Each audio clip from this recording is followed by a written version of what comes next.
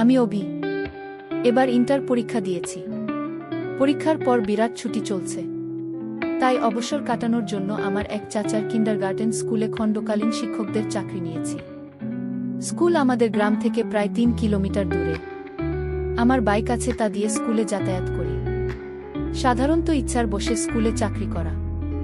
Nursery থেকে 5ম শ্রেণীর শিক্ষার্থী রয়েছে স্কুল। আমি ইংরেজির শিক্ষক হিসেবে যোগ দিই। 1 মাস ক্লাস নিতে পুরো স্কুলে আমার সুনাম ছড়িয়ে পড়ে। বাচ্চাদের অভিভাবকরা তাদের সন্তানদের প্রাইভেট পড়ানোর জন্য অনুরোধ করতে থাকে। আমি প্রথমে প্রাইভেট পড়াব না বলি, কিন্তু অভিভাবকদের অত্যাধিক অনুরোধের জন্য সে রাজি হই। যেহেতু এখন হাতে অন্য কাজ নেই, তাই একটা ব্যাচ পড়ানো শুরু করি। 3-4 জন বাচ্চাকে পড়াই স্কুল ছুটির পর। এদের মধ্যে একটা ছেলে নাম সোহান, খুবই দুষ্টু। সে অন্য বাচ্চাদের সাথে মারামারি করার কারণে ওর আম্মু একদিন আমার সাথে দেখা করে ওকে বাসায় গিয়ে একা পড়াতে বলে, কিন্তু আমি বলি যে আমার সময় নেই। স্কুল ছুটির পর এক ব্যাচের বেশি পড়ানো সম্ভব নয়। তখন সোহানের আম্মু বলে তাহলে সন্ধ্যায় ওদের বাসায় গিয়ে একা পড়াতে, কেননা সোহান খুবই দুষ্টু ও পড়াশোনায় খুব কাঁচা। তাই ওকে একা পড়ার জন্য ওর আম্মু খুব অন্যায় বিনয় করতে থাকে। শেষে আমি রাজি হলাম। ওদের বাসায় স্কুল থেকে সামান্য দূরে। তবুও মহিলার কথায় ওনার বাচ্চার জন্য রাজি হই। আসলে মহিলা নয়, বরং যুবতী মেয়ে বলাই বাহুল্য, কেননা সোহানের আমার বয়স 22 বছরের বেশি হবে না। উনার নাম তানিয়া। তানিয়া একমাত্র ছেলে। সোহান ক্লাস 3-তে পড়ে। ওর স্বামী থাকলে ইতালি। দোতলা বাড়িতে ছেলেকে নিয়ে একাই থাকে। তো প্রতিদিন স্কুল টিউশনি শেষে বাসায় ফিরে দুপুর 2টায়। বাসায় এসে খাওয়া বিশ্রাম শেষে সন্ধ্যার দিকে বাইক নিয়ে তানিয়ার বাসায় যায় ছেলেকে পড়াতে। বলে রাখি যে তানিয়া ভালোই সচ্ছল, স্বামী ইতালি থাকায় ভালোই আছে। আমাকে 5,000 টিউশনের জন্য দেবে বলে সঙ্গে বাইকের তেলের খরচের জন্য এক্সট্রা টাকাও দেবে। এত অফার পেয়ে রাজি হয়ে যায়, তো নিয়মিত ওদের বাসায় গিয়ে ওর ছেলেকে পড়াতে লাগলাম। পড়ার মাঝে প্রতিদিনই স্ন্যাক্স, বিভিন্ন খাবার, ফল ইত্যাদি দেখার জন্য। মাঝে মাঝে রাতের খাবারও খেয়ে আসি ওদের বাসা থেকে। আমি লক্ষ্য করি আমার প্রতি তা নিয়ে একটা দুর্বলতা রয়েছে, কিন্তু সেটা ওকে বুঝতে দিলাম না। সে প্রায়ই আমাকে বিভিন্ন ইশারা ইঙ্গিতে আমার দৃষ্টি আকর্ষণের চেষ্টা করে। আমি দেখতে সুদর্শন, ফর্সা ও লম্বা, বয়স 20 বছর। যেহেতু তানিয়ার স্বামী বিদেশ, তাই সে একা এবং আমি স্মার্ট একটা ছেলে। তাই আমার প্রতি ওর আকর্ষিত হওয়াটা স্বাভাবিক। আমার বয়স 20 হলেও আমাকে দেখতে প্রায় 24 বছরের যুবক মনে হয়, কেননা মুখে খোঁচা খোঁচা দাড়ি ও আমার অভিব্যক্তিতে বড়দের মতো আচরণ ফুটে ওঠে। তাই তানিয়া আমার প্রতি আকর্ষণ ফিল করে। তানিয়ার ফিগার খুবই ভালো, দেখতে তামিল নায়িকা আনুষ্কা শেঠির মতো হুবহু। তানিয়া বাসাটি শার্ট, তপন জিন্স পরে থাকে। আমি নিয়মিত খেয়াল করি সে ডেলি টাইট ফিটিং তো বলে। আমি ইতস্তত ফেল করলেও সে আমার সামনে ঘুরঘুর করে। কিছুক্ষণ পর পর এটা ওটা খাবার, ছেলের খাতা কলম নিয়ে আসে, আর আমার দিকে লক্ষ্য রাখে যেন আমি ওর দিকে তাকাই। আমি সব বুঝতে পারলেও তা নিয়ে কিছু বুঝতে দিলাম না। এভাবে প্রায় 1 মাস চলে গেল। আমি স্কুলে চাকরি ছেড়ে দিলাম, কিন্তু তা নিয়ে ছেলেকে পড়াতে থাকলাম। এই 1 মাসে তানিয়ার সাথে আমার ভালো সখ্যতা গড়ে উঠেছে। বলা চলে অনেক ফ্রি হয়ে গেছি আমরা।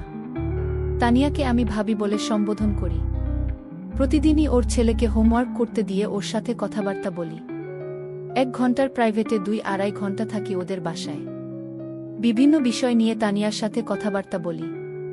একদিন আমার গার্লফ্রেন্ড সম্পর্কে জিজ্ঞেস করে সে। আমি বলি আমার কোনো গার্লফ্রেন্ড নেই। তানিয়া তা শুনে অবাক হয়ে যায়, বলে এমন হ্যান্ডসাম ছেলের গার্লফ্রেন্ড নেই? আমি হাসি। তানিয়া বলেন আমার বয়স যখন 15 তখন আমার বিয়ে হয়। কোনোদিন প্রেম করার সুযোগ পাইনি। আমি বলি সমস্যা কি, আপনার স্বামীর সাথে প্রেম করবেন? আমার স্বামী 2-2.5 বছর পর পর দেশে আসে, প্রেম করার সুযোগ নাই। হ্যাঁ, স্বামী প্রবাস থাকলে এটা একটা সমস্যা। হ্যাঁ, যাক বাদ দাও, দুঃখের কথা। তোমার কথা বলো, ভার্সিটিতে ভর্তি হয়েছ? জাহাঙ্গীরনগর বিশ্ববিদ্যালয়ে ভর্তি হলাম। ওয়াও, জাহাঙ্গীরনগর, সেখানের পরিবেশ খুব সুন্দর। হ্যাঁ, কিছুদিন পর ক্লাস শুরু হবে। ও আচ্ছা, সামনের শুক্রবারে কি তুমি ফ্রি আছো? হ্যাঁ, কেন? সোহান বলল কোরবানির ঈদের পর ঘুরতে যাবে কোথাও। গতকাল তো ঈদ গেল, এখন স্কুল ছুটি। তাই সে বায়না ধরেছে নন্দন পার্ক যাবে। আমি তো চিনি না, তাই তোমাকে সঙ্গে নিয়ে যেতে চাই, যদি তুমি ফ্রি থাকো। আর কি, নন্দন পার্ক তো আমাদের ভার্সিটি থেকে সামান্য দূরে। তাছাড়া আমি ফ্রি আছি। শুক্রবার কখন যাবেন বলেন? এই সকাল 10টার দিকে। দেখি আমি একটা হাই লাখ গাড়ি ভাড়া করব।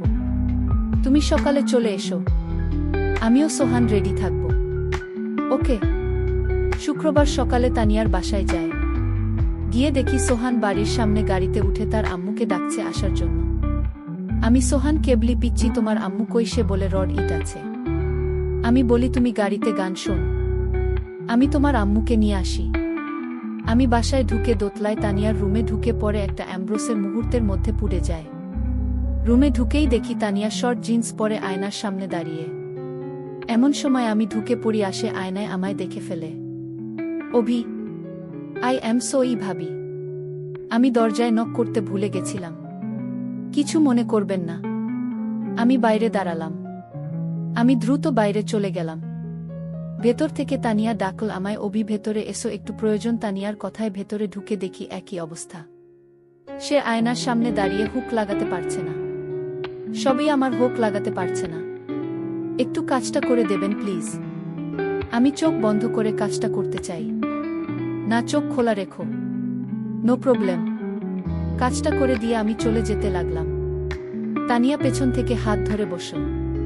চেয়ার থেকে একটু তক্তা দেবে অভি। আমি ওর পলাতক তাদের জন্য ঘুরেছি, দেখি সে আমার দিকে ঘুরে দাঁড়িয়েছে। কেমন লাগছে আমায় অভি? আমি কিছু বললাম না, শুধু কিনলাম। আমি তানিয়াকেও তোপ দিয়ে পড়তে বললাম। তানিয়া এইবার আমার হাতে টান দিয়ে আমাকে ওর উপর ফেলে দিল। দুজন বিছানায় পড়ে গেলাম। আমি উঠে যেতে লাগলাম, কিন্তু তানিয়া আবার আমায় উপর ফেলে দিয়ে বলল, আমায় তোমার কেমন লাগে অভি?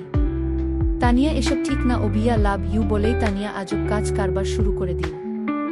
আমি এক সময় তানিয়াকে ছাড়িয়ে উঠে দাঁড়িয়ে বলি, তানিয়া প্লিজ, চাপে কেন অভি? আমি কি দেখতে খারাপ? আমি কি তোমার ভালোবাসা পেতে পারি না? প্লিজ। স্থানীয় আর মেয়েরা খেদ আট বলে আমি বাইরে চলে গেলাম। বাইরে গিয়ে আমি গাড়িতে উঠলাম। কিছুক্ষণ পরে তানিয়া গাড়িতে উঠল। আমি সামনের সিটে ও তানিয়া এবং সোহান পিছনের সিটে বসল। আমি ড্রাইভারকে বললাম গাড়ি ছাড়তে। গাড়ি চলতে লাগল। তানিয়া আর কোনো সাড়া শব্দ পেলাম না, দম মেরে বসে আছে। সোহান তবে গেম খেলছে। আমি সানগ্লাস চোখে দিয়ে গাড়ির লুকিং গ্লাস দিয়ে তানিয়ার দিকে তাকালাম। দেখলাম মন ভার করে বাইরের দিকে তাকিয়ে আছে। আমরা সকাল 10টায় নন্দন পার্কে পৌঁছালাম। গাড়ি থেকে নেমে গাড়ি পার্ক করতে বললাম ড্রাইভারকে। আমি 3 জনের জন্য 3টি টিকিট কেটে আনলাম। ঈদের ছুটিতে প্রচণ্ড ভিড়ের এখন। আমি সোহানের হাত ধরে লাইনে দাঁড়ালাম, তানিয়া আমার পিছনে। এতক্ষণ আমাদের মধ্যে কোনো কথাবার্তা হয়নি। অবশেষে নন্দন পার্কের ভেতরে ঢুকলাম আমরা। ভেতরে ঢুকে বিভিন্ন রাইড নিতে লাগলাম। ভিড়ের মধ্যে লাইনে দাঁড়িয়ে রায় নেওয়া খুবই কষ্টসাধ্য, তবুও প্রায় 10টায় নিলাম আমরা। সোহান দেখলাম খুব খুশি। তা নিয়ে মন ভার করে শুধু আমাদের সঙ্গ দিচ্ছে। দুপুর একটা ক্যান্টিন থেকে সামান্য খাওয়া দাওয়া করলাম আমরা। ঘুরতে ঘুরতেই বিকেল হয়ে এলো। এমন সময় সোহান বায়না ধরল ওয়াটার স্লাইডিং করবে ও পুলে গোসল করবে। তো কি আর করা, নেমে পড়লাম ওয়াটার কিংডমে। এক্সট্রা কোনো কাপড় না নেওয়ায় প্যান্ট পরে নেমে পড়লাম আমিও সোহান পুলে। সোহান ও রামুকে পুলে নামানোর জন্য পা ধরে টান মালায় তানিয়া আমার উপর এসে পড়ে। আমি ওকে ক্যাচ করে ফেলি ও সব বলি, কিন্তু সে কিছুই বলে না। আমি সোহানকে নিয়ে পুল এ খেলা করতে থাকি। আমি সোহানকে নিয়ে স্লাইড দিনের জন্য টিউব দিয়ে উপরে যাই। এমন সময় দেখি নিচে কয়েকজন বখাটে ছেলে তানিয়াকে ঘিরে আছে, নিয়ে আজেবাজে কথা বলছে, যেমন একা নাকি আমরা আছি, কি মানে ইত্যাদি। এসব দেখে সোহানকে বলি তুমি এখানে দাঁড়াও, আমি আসছি। আমি সোজা তানিয়ার কাছে চলে যাই এবং গিয়ে ওকে আড়াল করে দাঁড়িয়ে এক বখাটে মুখে মারি খুশি। এই দেখে বাকি 4-5 জন আমাকে ঘিরে ধরে এবং আমাকে এলোপাথারি মারতে থাকে। তা দেখে তানিয়া চিৎকার করলে সিকিউরিটি গার্ডরা এসে আমাকে উদ্ধার করে। সিকিউরিটি গার্ড বলে যে কি হয়েছে। আমি বলি যে এই বখাটেরা আমার ওয়াইফকে হ্যারাসমেন্ট করছিল, তাই ওদের বাধা দেওয়ায় আমার উপর আক্রমণ করে। তানিয়াকে আমার ওয়াইফ বলায় সে চমকে ওঠে। অতঃপর সিকিউরিটি গার্ডরা বখাটেদের নিয়ে যায় আর আমিও সোহান ও তানিয়াকে নিয়ে বের হয়ে আসি। খুব ব্যথা লাগছে। ক্লিনিকে চলে যাই। আমি বললাম, আরে না, কিছু হয়নি আমার। এ সময় পার্ক কমিটির কিছু লোক আমাদের সামনে এসে বলে যে আপনারা চাইলে ওই বখাটেদের বিরুদ্ধে অভিযোগ করতে পারেন এবং আমরা ওদের নামে থানায় মামলা করব। আমি বললাম, থাক, এত ঝামেলার দরকার নেই বলে আমরা চলে এলাম, গাড়িতে উঠে রওনা দিলাম বাড়ির উদ্দেশ্যে। সন্ধ্যা হয়ে এসেছে, আবার আকাশ কালো হয়ে বজ্রপাত হচ্ছে। মনে হল ঝড় হবে, মাঝপথে বিশাল বৃষ্টি শুরু হল। বাসায় পৌঁছলাম ততক্ষণে রাত 8টা বাজে। গাড়ি থেকে নেমে সোহানকে কোলে নিয়ে ওদের বাড়িতে ঢুকলাম। পুলে গোসল করে ও এখন বৃষ্টিতে সবাই পুর অভিযান। সোহানকে নামাতেই দেখি গাড়িওয়ালা গাড়ি নিয়ে চলে গেল। আমি পেছন থেকে ডাকলাম, ওই থাম, আমি বাসায় যাব কিভাবে? তানিয়া তখন বলল, বাইরে খুব ঝড়ো, রাত অনেক হয়েছে, আজ রাতে এখানে থেকে যাও, তাছাড়া এমন সময় এত দূরে যেতেও পারবে না। আমি বললাম, না, থাকা সম্ভব না বলে ফোন খুঁজতে লাগলাম। ও সে প্যান্টের পকেটে ফোনটা ছিল, খেয়ালই করেনি, পানিতে ভিজে নষ্ট হয়ে গেল। অগত্যা তানিয়াদের বাসায় আজ রাত থাকতে হবে। তানিয়া আমাকে দোতলায় একটা রুম দেখিয়ে বলল, এই রুমে থাকি তুমি, আগে বাথরুমে গিয়ে গোসল করে আসো, কাপড় তো পুরো ভিজা। বল কি তুমি বাথরুমে যাও, আমি ব্যবস্থা করছি। আমি গোসল সেরে বাইরে এসে দেখি একটা তোয়ালে আর তা নিয়ে একটি শার্ট রাখা বিছানায়। কি আর করাটি শার্ট পরে তোয়ালে লুঙ্গির মতো পরলাম। খিদে পেয়েছে খুব, মারামারি করায় মাথায় সামান্য ব্যথা করছে। দেখলাম তানিয়া হাতে করে খাবার নিয়ে এসেছে। বলল, বাসায় রান্না করা কিছু ছিল না, তাই এই ডিম পুজি করলাম, কিছু মনে করো না। আমি বললাম, কোনো সমস্যা না। আপনি খেয়েছেন? তানিয়া খেয়েছি বলে বাইরে গেল। আমি খাওয়া শেষ করলাম। এমন সময় তানিয়া ফার্স্ট এইড বক্স নিয়ে এল, আমাকে বলল, অভি দেখি সামান্য মলম লাগিয়ে দিই, বলে সে আমার ঘাড়ে ও হাতে মলম লাগিয়ে দিল। আমাকে বিছানায় শুয়ে পড়তে বলল।